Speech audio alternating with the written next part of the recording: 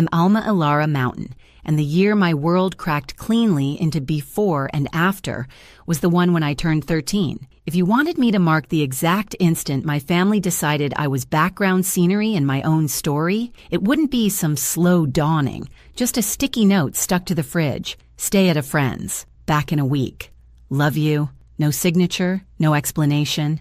Only my mother's graceful handwriting that read like indifference. They headed to Florida the morning of my birthday. My older sister, Jasmine Mountain, uploaded a picture with her pink suitcase and a cheerful caption about family time, while Lily Mountain, my little sister, followed it with palm tree emojis. I waited on the porch, backpack balanced on my knees, convinced the note was only the beginning and that someone, anyone, was about to arrive. An aunt, a neighbor, a stroke of luck. No one did. The streetlights flickered on and a dog barked at me like I didn't belong on my own front steps. I warmed a burrito I didn't even like and ate it at the counter, pretending the microwave's buzz counted as conversation. By the second day, I kept insisting it was all a mistake. By the fourth, another thought started whispering. One I wanted to push away. Maybe it wasn't an accident. Being the middle child had always meant serving as the quiet bridge between the star act and the finale. Jasmine collected awards and varsity letters. Lily had dance recitals, braces, and parties with color-matched cupcakes. I had responsible, which adults really use to mean unseen. But being forgotten on purpose introduced a whole new kind of silence. 6 days in, I left the library with a tower of borrowed books stacked like armor. The heat shimmered so hard it blurred even my shadow. That's when a glossy black car slowed to the curb, its window sliding down like something from someone else's life. Alma. Surprise in a voice I half recognized. Uncle Richard. The rich one who'd quit family holidays before I could multiply double digits. Mom always called him conceited, which I now understand was her code for he keeps his boundaries. His eyes took in my backpack, sweat-stuck hair, and the tight smile I used as a shield. Why are you out here alone? Where are your parents? Florida, I said. The word felt absurd, like telling him they'd flown to another planet. And you're here. I see, he said under his breath. Whatever followed sounded like a comment I wasn't meant to catch. And then came the words, "Get in. You're not walking anywhere tonight." Every safety lecture I'd ever heard about strangers echoed through my head, but my empty stomach, after 3 nights of instant noodles and one of dry cereal, offered its own louder logic. Hunger counts as danger, too. The car carried the scent of leather and something sharp and new, not citrus or perfume, just the smell of money that hasn't gone stale. He drove to a diner with cracked red booths and pies trapped beneath glass domes. When the burger and milkshake arrived, I stared as though they might vanish if I blinked too long. He didn't push me to talk. He let me eat first, then asked about school, about friends, about what I cared about. History, I said, though mainly the parts everyone misremembers. That answer made him smile slightly, as if he'd just discovered a small secret about me. When we reached my street, he didn't bother to park, just idled and told me to pack a bag. I blinked. What? You're not staying alone on a sofa in a dark house while your parents shop for sunscreen. Pack, Alma. Some moments open up the world like it has hidden hinges. The door turned, and his home felt like another planet entirely. The guest bed looked too soft to touch. I perched carefully on its edge, afraid even to wrinkle the blanket. He leaned against the frame and raised an eyebrow. Planning to sleep upright forever? I whispered that I didn't want to mess up his sheets. They can be washed, he said with a half smile that held warmth instead of mockery. Things exist to be used, not feared. Morning came with orange juice poured into a real glass. At home, our cups were sun-faded souvenirs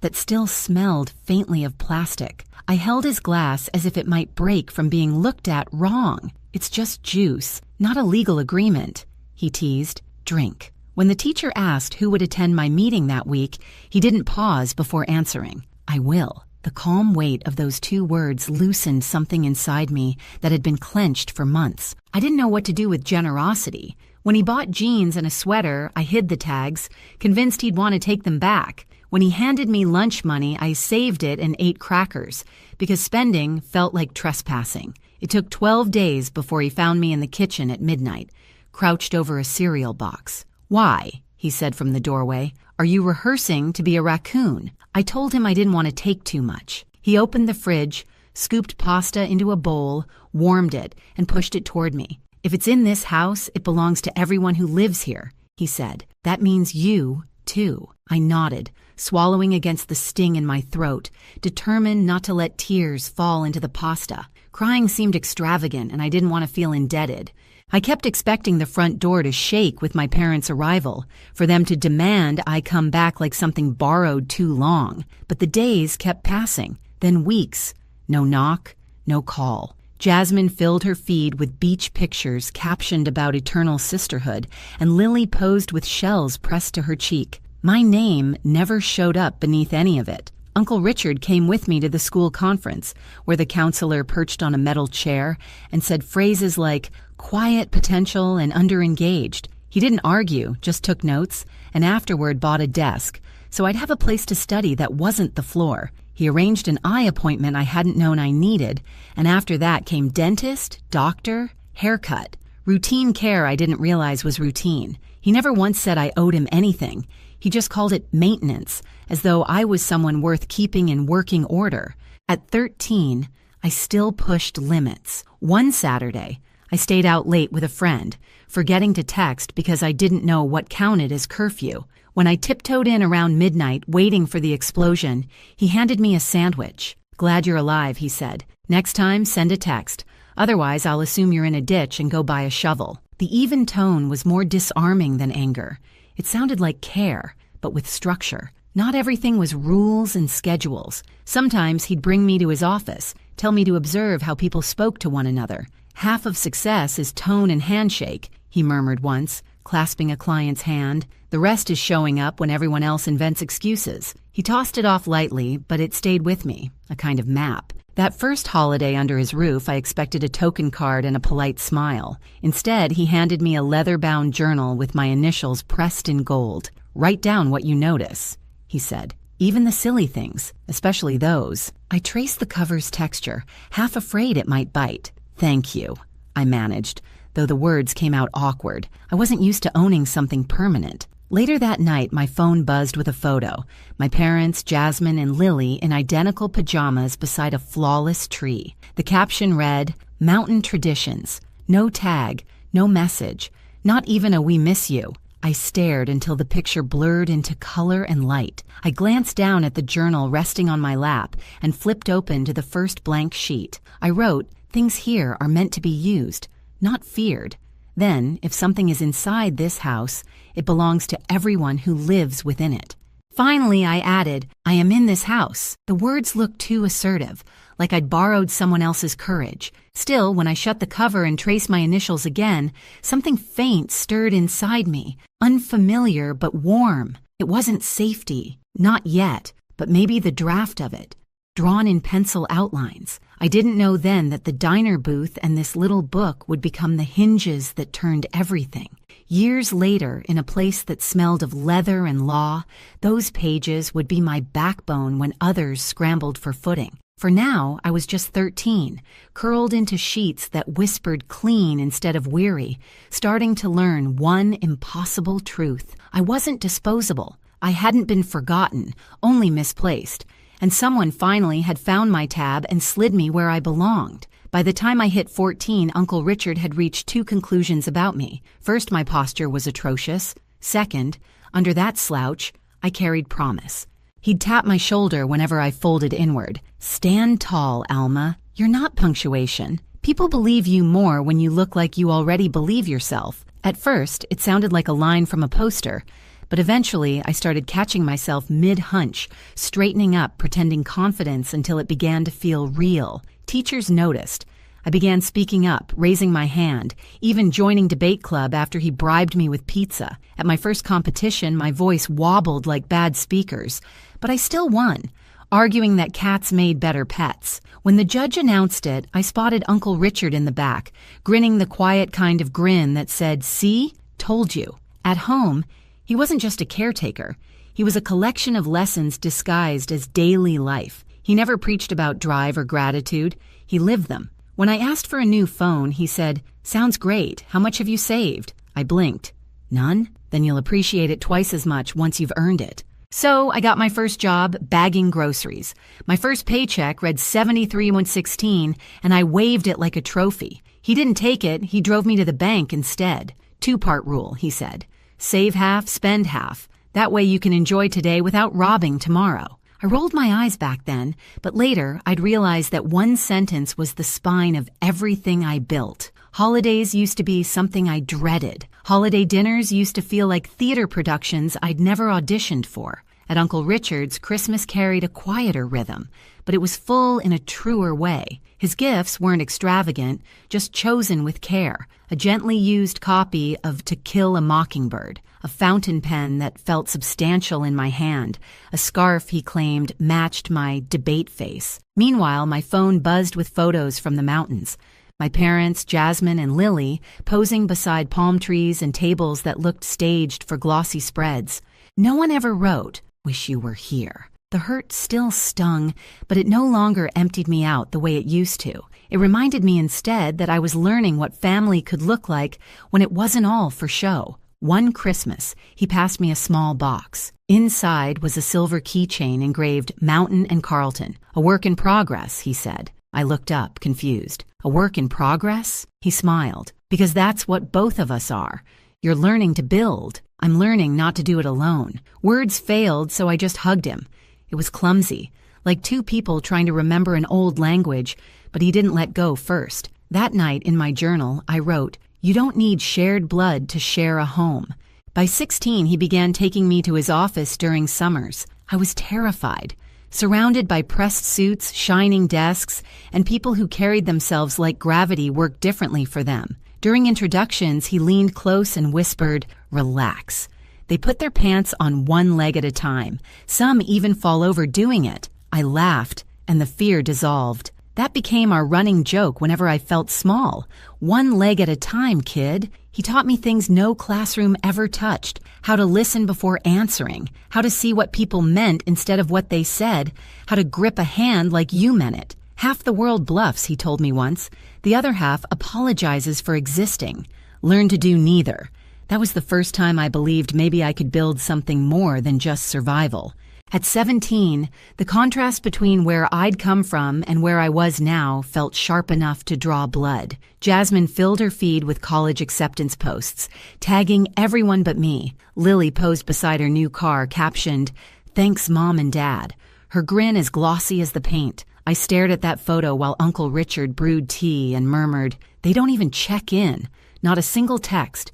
Not even a happy birthday." He didn't glance up from his mug. "How long do you plan to wait for them to remember you?" The question cracked through the quiet like thunder in a closed room. I didn't answer, and he didn't expect me to. That night, I stopped waiting for the mountains to turn around. Instead, I began the long work of remembering myself. During senior year, Uncle Richard handed me a small box before prom. Inside lay a slender silver bracelet with a tiny engraved A. "Don't chase approval, Alma," he said. "Chase peace. Approval is borrowed. Peace is something you keep." I didn't know it yet, but that line was a signpost for everything that would follow. The heartbreak, the betrayal, the showdown that would measure all his lessons. But in that moment, I just smiled, clasped the bracelet, and told him he sounded like a fortune cookie. He laughed. "Then make sure you open it before it's stale." That night, beneath strings of lights and a DJ who loved volume more than rhythm, I laughed without checking if anyone noticed. No invisible leash pulling me back. No note taped to a fridge saying back in a week. Just me, Alma Mountain, unfinished but real, finally learning what it felt like to be seen. College had never been part of the script my parents wrote for me. Jasmine was the prodigy with scholarships, Lily the golden child with trophies and tiaras, and me, the one expected to be realistic. Family shorthand for don't hope too high. If not for Uncle Richard, I might have stayed inside that limitation. He didn't simply hand over tuition, he made me fight for every piece. We sat for hours at the kitchen table surrounded by spreadsheets, loan guides, and financial aid forms until the numbers swam. "Scholarships first," he insisted. "Grants second. My help fills the gaps, not the base." So I hunted. There was a scholarship for left-handed students. I spent 2 weeks teaching myself to write lefty, another for descendants of beekeepers. I composed an essay on the sacred balance between bees and humans, even though my only encounter involved sprinting away from one in 3rd grade. Bit by bit, I stitched together a future. When the envelope from Western Summit University arrived, Uncle Richard examined it like a deal he'd personally brokered. "Congratulations," he said, his voice steady but proud. His eyes were bright when he said it. "Now go prove them right." Move-in day was chaos. Parents juggling boxes, balloons bobbing, everyone crying in doorways. Mine didn't come. Not a message, not even a good luck. Uncle Richard carried everything up 3 flights in the August heat, his shirt sticking to his back, but he refused to let me take the heavy ones. "This counts as my annual workout," he joked. "Don't tell my trainer I actually broke a sweat." When the room was finally set, I stood there taking in the mismatched sheets, the thrift store lamp, the faint bleach smell, and felt a pang twist deep inside. He must have noticed, because he said softly, "Don't look for them here, Alma. Look forward. That's the direction you're headed." I could only nod, throat tight. Before leaving, he gave me a small envelope. Inside, a note in his neat block handwriting. "If you ever doubt you belong, check your reflection. You got here without them." I taped it inside my planner and kept it there all 4 years. Those first months were rough. I felt like an intruder in every class. The girl in secondhand shoes, carrying detergent-scented bags instead of luxury ones. But Uncle Richard called every Sunday without fail, sometimes just to tease. "So, Miss Dean's list, still living on ramen and determination?" "Barely," I'd say. "Good," he'd reply. "Struggle keeps you sharp." That rhythm steadied me. His voice was a kind of gravity. In my sophomore year, I met Ethan Cole, the kind of person who could make a room exhale. We met volunteering at a community garden. He was actually planting things. I was pretending to know how a shovel worked. He offered to show me, and I rolled my eyes but let him.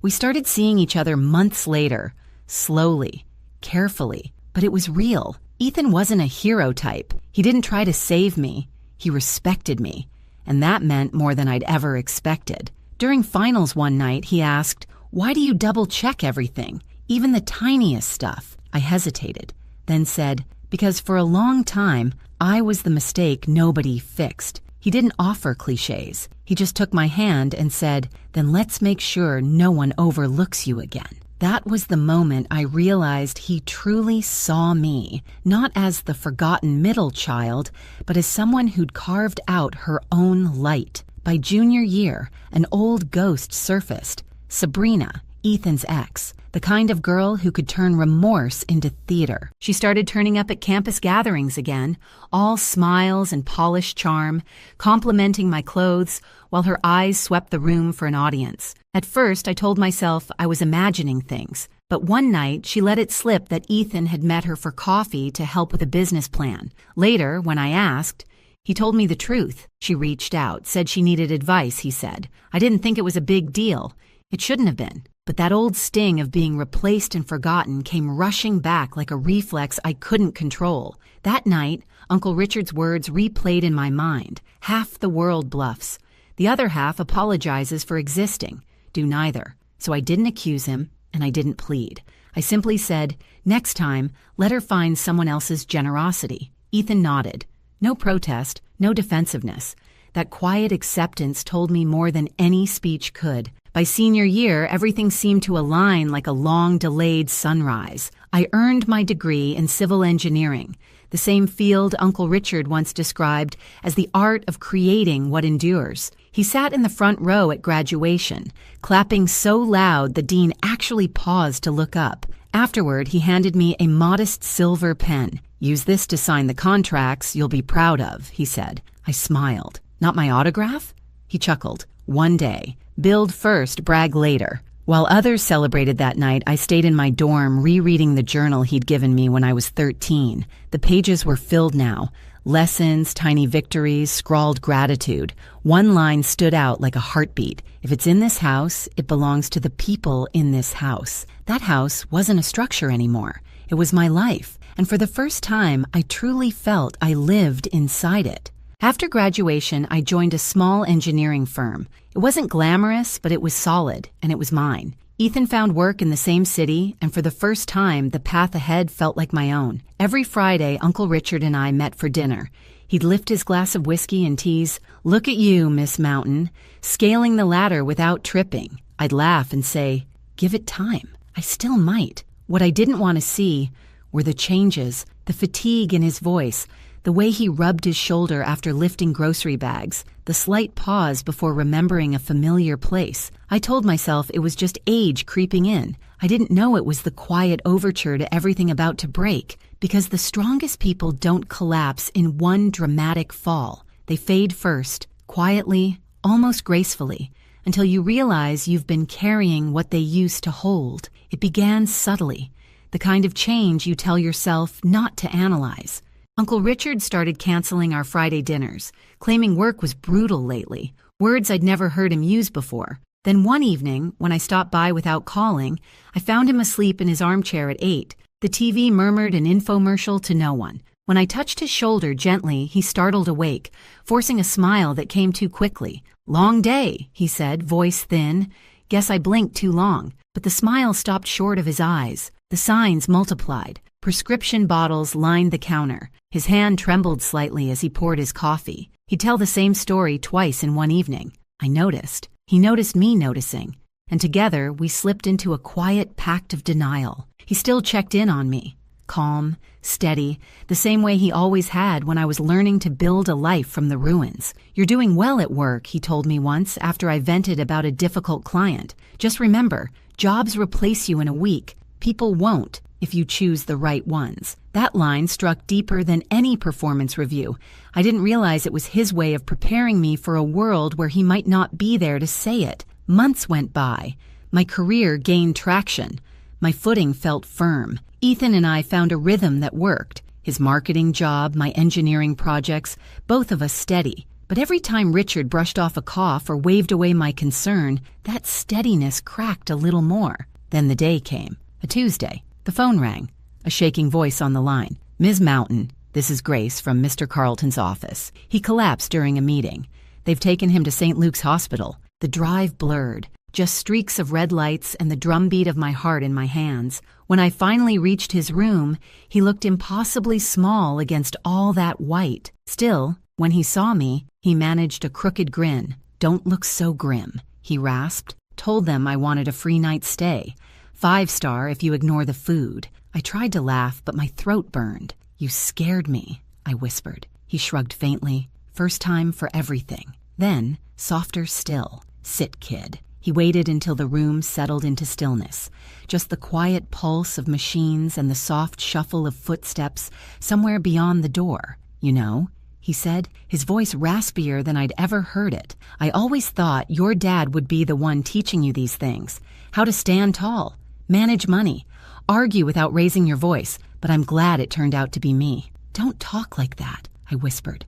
"Like what? Like you're—" I couldn't finish. He gave that half smile again, the one that carried more comfort than words ever could. "Honest?" he said, taking my hand, a rare gesture from him. "You've exceeded every single expectation anyone ever had for you, Alma. Just remember one thing." "What's that?" "You're not the extra piece. You never were." My vision blurred, and I blinked fast, unwilling to let tears win. He caught the effort and smirked faintly. "If you get these sheets wet, you're paying the dry cleaning bill." I laughed, and the sound cracked halfway through.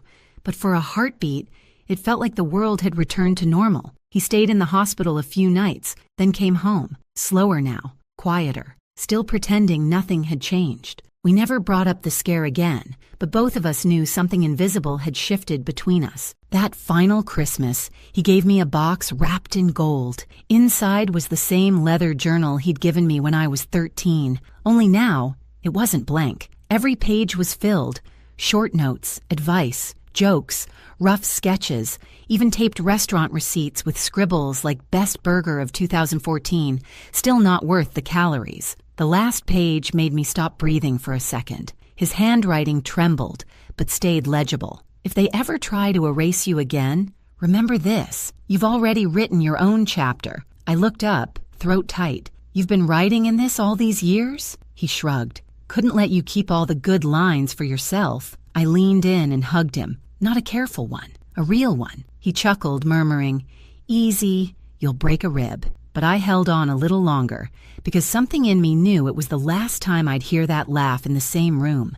When the call came months later, I didn't pick up right away.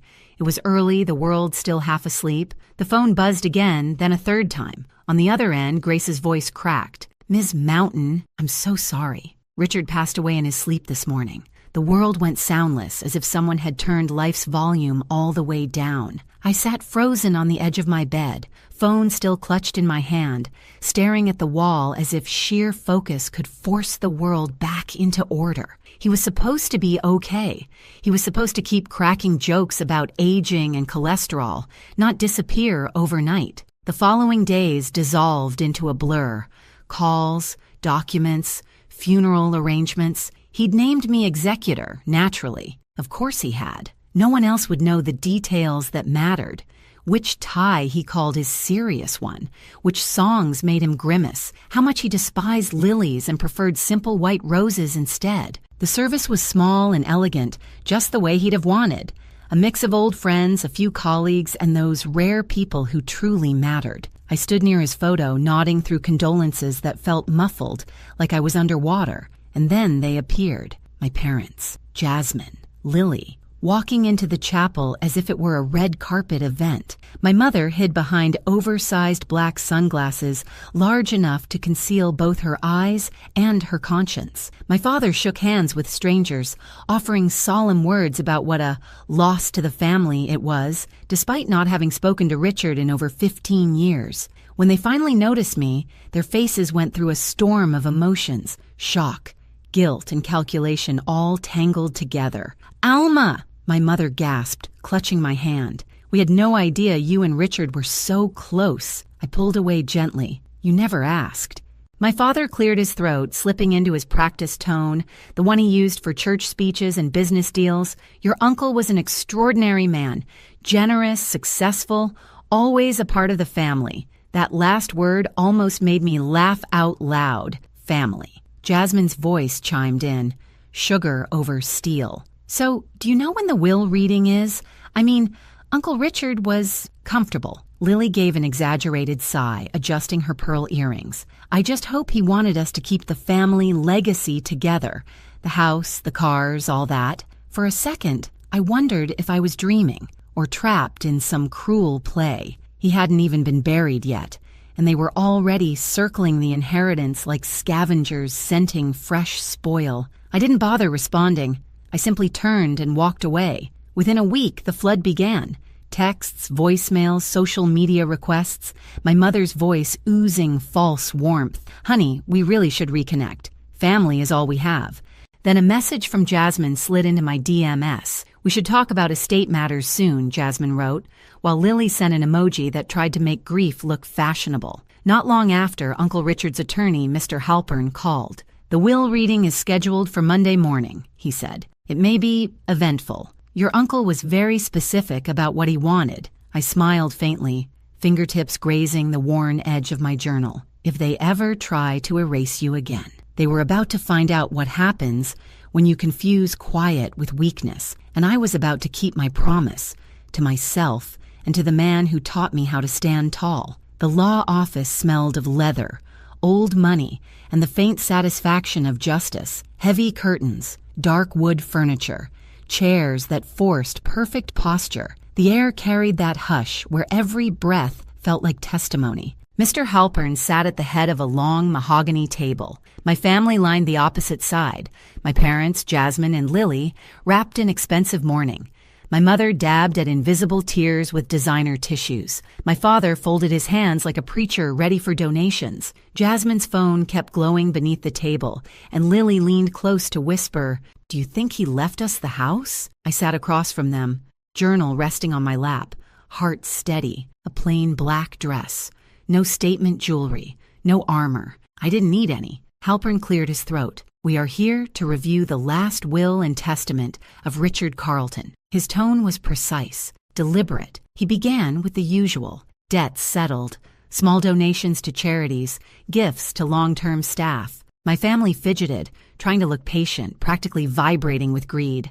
Then he turned a page, regarding the remainder of Mr. Carlton's estate. Jasmine leaned forward, diamonds catching the light. Lily clasped her hands like she was waiting for divine favor. My father glanced at me, a smirk flickering, half pity, half warning. Halpern read slowly, each word crisp as glass. To my estranged relatives who remembered me only when my bank balance suited their needs, I leave nothing. The silence split the room. My mother gasped. Jasmine's mouth fell open. Lily blinked, stunned. "He's joking, right?" she whispered. Halpern didn't pause. He turned another page. To my niece, Alma Mountain, abandoned at 13 but never absent since, I leave the entirety of my estate, all assets, properties, accounts, and holdings. For one suspended moment, no one breathed, and then, like a single movement, 4 pairs of eyes locked on me. Jasmine was the first to break the silence, her voice sharp and trembling. "That's impossible. He barely even knew her." I kept my tone steady. "He knew me for 15 years. You just stopped paying attention." My father's face flushed crimson. "You manipulated him. You poisoned him against his family." I rested my palm on the journal, fingertips tracing the soft, worn leather. "No," I said quietly. "You did that yourselves, the day you left me with a note on the fridge." Lily tried her practiced sweetness. "Come on, Alma. You're not really planning to keep everything, are you? We're family." That word again, family. I let out a slow breath and smiled, not cruelly, not smugly, just weary. "Funny," I said. 15 years of silence doesn't sound much like family, but sure, now that there's money on the table, suddenly we're related again. Mr. Halpern closed the folder with a soft, final snap. "The will is airtight. Mr. Carlton was very specific. Any contest will be dismissed immediately." My mother opened her mouth, then thought better of it. The disbelief on their faces curdled into anger, the same look they'd worn years ago when they realized I no longer needed their permission to exist. I smoothed the front of my dress and stood. "If you'll excuse me, I have things to take care of."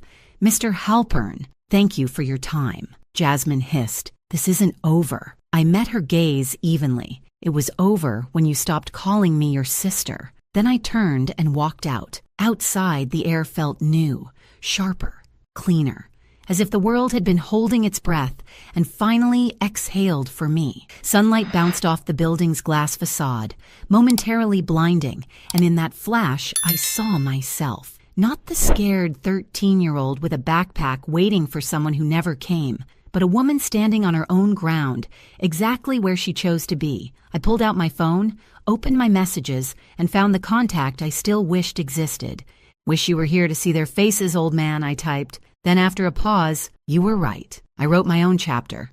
I hit send, to nowhere, to everywhere. Later that week, I stood on the balcony of Richard's house, my house now, watching the city lights shimmer like the heartbeat of everything he'd built and left behind. I held the journal, flipping to its final page once more. The ink had faded a little, but the words still burned bright. "If they ever try to erase you again, remember this. You've already written your own chapter." I smiled. "I did," I whispered, "and I'll keep writing." In that moment, I wasn't thinking about money or deeds or assets. I was thinking about that 13-year-old girl on a porch, clutching a backpack and a fridge note, wondering what she'd done wrong. If I could reach back to her now, I'd tell her this: "One day, you'll have a home that doesn't treat you like a visitor, a life that never apologizes for taking up space, and a name no one overlooks." Ethan stepped out onto the balcony, wrapping an arm around my shoulders. "You okay?" I nodded, leaning into him. "Yeah, just feels like full circle." He looked out at the city spread beneath us. He'd be proud, you know. I tilted my face toward the sky, soft silver blue above the skyline. I think he already is. Below us, the city lights shimmered like turning pages, and for the first time, the story belonged entirely and irrevocably to me.